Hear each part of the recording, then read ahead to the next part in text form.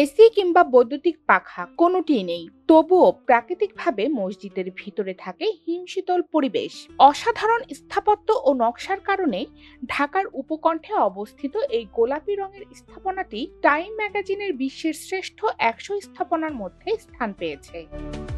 আশুলিয়ার দরগার পাড় এলাকায় আইডিএস গ্রুপের ফ্যাশন ফোরাম লিমিটেড কারখানার মালিক তার প্রয়াত মায়ের নামে নামকরণ করা জেবুন্নেসা মসজিদটি নির্মাণের উদ্যোগ নেন, যা ৬৫০০ পোশাক শ্রমিকের জন্য নামাজের পাশাপাশি অবকাশের স্থান হিসাবে কাজ করে। ঢাকার স্থাপত্য প্রতিষ্ঠান স্টুডিও মরফোজেনেসিসের অন্যতম পরিচালক সাইকা ইকবাল মেঘনা দৃষ্টিনন্দন চতুর্ভুজ আকৃতির মসজিদটির প্রধান স্থপতি। এই স্থপতি বলেন, একটি ছায়া ঘেরা পুকুরের পাড়ে গোলাপি ইটের বুননে দাঁড়িয়ে থাকা অভিনব নকশার এই মসজিদ যে কোনো দর্শকেরই দৃষ্টি কাড়ে। মসজিদের ভেতর বাইরের পরিবেশ এতই চমৎকার ও প্রাকৃতিক যে এ এলাকার শ্রমিক, পথচারী ও মুসল্লিদের প্রশান্তির কেন্দ্র হয়ে উঠেছে। নকশাকারদের মতে মসজিদটি সমতল থেকে কিছুটা উঁচুতে অবস্থিত। বৃষ্টির মৌসুমে ভারী বর্ষণ হলে যেন তা উপচে পড়ে মসজিদের ভেতরে প্রবেশ না করে, সেজন্যই প্রচলিত এই শৈলী গ্রহণ করা হয়েছে। আশেপাশের ভারী শিল্প এলাকার কঠোরতা থেকে কমলতার দিকে আনতেই মসজিদের গায়ে গোলাপি রঙের ব্যবহার করা হয়েছে। জেবুন্নেসা মসজিদে আলোহীন আবদ্ধ মিহরাবের প্রচলিত নকশার বিপরীতে রয়েছে ব্যতিক্রমী এক খোলা মিহরাব। সামনে রয়েছে স্বচ্ছ পানির কৃত্রিম জলাধার, এরপর রয়েছে বড় প্রাকৃতিক পুকুর। প্রশস্ত খোলা খিলান দিয়ে মুসল্লিরা সামনের জলাশয় ও পুকুরটি স্পষ্ট দেখতে পান। বাতাসের সরাসরি ক্ষতিকর প্রবাহ থেকে রক্ষা পেতে জলাশয়ের পর পুকুর পাড়ে মসজিদের সামনের খিলানের সমপরিমাণ কাজ দিয়ে ঘিরে রাখা হয়েছে।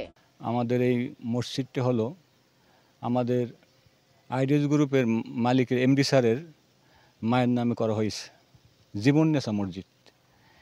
এই জীবন্নেসা মসজিদ অনেক দূর দূরান্ত থেকে লোক আসে, বিদেশ থেকেও আসে, বাংলাদেশের পর্যটকও আসে।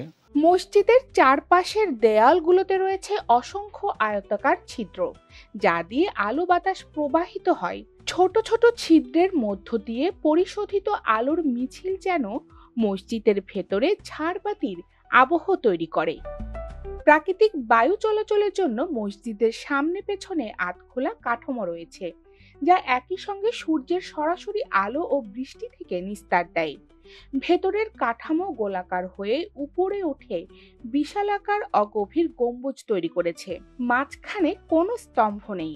গম্বুজের বাইরের চারপাশে কিছুটা ফাঁকা রেখে গড়ে ওঠা হালকা বাঁকানো ছিদ্রযুক্ত চার দেয়াল মসজিদের নকশাকে নান্দনিক ও পরিবেশ বান্ধব করে তুলেছে। মসজিদের সামনে লাগানো হয়েছে বিভিন্ন প্রকারের উদ্ভিদ। পূর্ব পাশে বাইরের একটি স্পাতের সিঁড়ি রয়েছে। সিঁড়ির ওপরে অর্ধচাঁদ আকারের একটি ফ্লোর তৈরি করা হয়েছে, যেখান থেকে সরাসরি নিচতলার ইমাম ও মুসল্লিদের স্থান দেখা যায়। মেজ্জানাইন নামের এই স্থান নারীদের নামাজের জন্য বরাদ্দ। নামাজ আদায় করতে আসা মুসল্লিরা বলেন, এত সুন্দর পরিবেশ আশুলিয়াতে অন্য কোনো মসজিদে নাই। নামাজ পড়তে আসলে মনটা প্রশান্তিতে ভরে যায়। এসি ছাড়া মসজিদ, ফ্যান ছাড়া মসজিদ, কিন্তু খুব সুন্দর বাতাস এখানে বয়ে যাচ্ছে। এই সুন্দর বাতাস বয়ে যাওয়ার কারণে আমার শরীর অটোমেটিক্যালি শীতল হয়ে গেছে। এত খুব ভালো লাগছে মসজিদে নামাজ পড়ে। আমরা অনেক আগে থেকেই দেখছিলাম এই মসজিদটা। আমি জানতাম না যে এটা কোনো একটা গার্মেন্টসের নির্ধারিত করা মসজিদ, যে এখানে ওনারাই নামাজ পড়বে, শ্রমিকরাই শুধু নামাজ পড়বে। আমরা জানতাম যে আমরা এখানে উন্মুক্ত, সবাই নামাজ কালাম করতে পারবে। বাংলাদেশে যে কয়েকটা ৮-১০টি মসজিদের ভিতরে এটা একটা অন্যতম মসজিদ। সেই সময় আমার দেখা, এমন দেখার পরে আমি যেখানে আসে বুঝতে পারলাম যে এখানে মসজিদটা করা হয়েছে এখানকার যে শ্রমিক আছে প্রায় ৬-৭ হাজার শ্রমিক, তাদের নামাজ পড়ার জন্য। লাল সিমেন্ট ও ভাঙা ইটের টুকরোয় তৈরি হয়েছে খানিক প্রসারিত বাইরের মেঝেটি। সেখানে একপাশে রয়েছে স্বচ্ছতা ও পবিত্রতার প্রতীক ফিরোজা মোজাইকে তৈরি অজুখানা।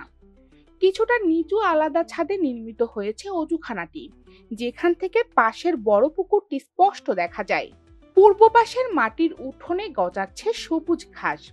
সব মিলিয়ে এ যেন প্রকৃতির মাঝে বসে স্রষ্টার কৃতজ্ঞতায় নুয়ে পড়ার সেরা আয়োজন।